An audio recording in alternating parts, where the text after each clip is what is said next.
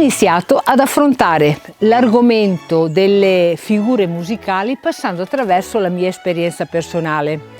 Vorrei continuare, non con le mie esperienze personali, però ad affrontare, o meglio, a mettere proprio mano nelle curiosità dell'ambito musicale, andando ad esplorare la vita e delle curiosità di artisti, compositori, musicisti o comunque di figure che abbiano un legame con il nostro territorio.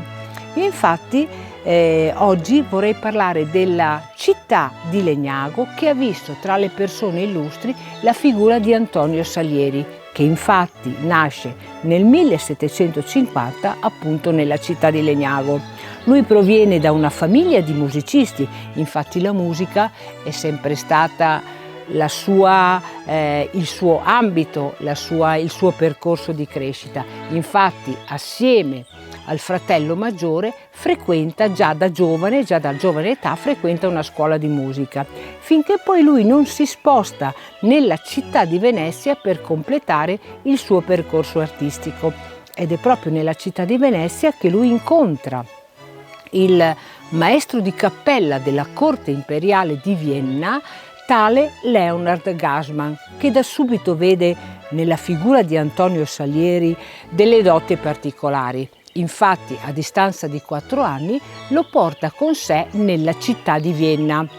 Ed è proprio nella città di Vienna che, con l'opera buffa, anche Antonio Salieri diventa illustre maestro di corte.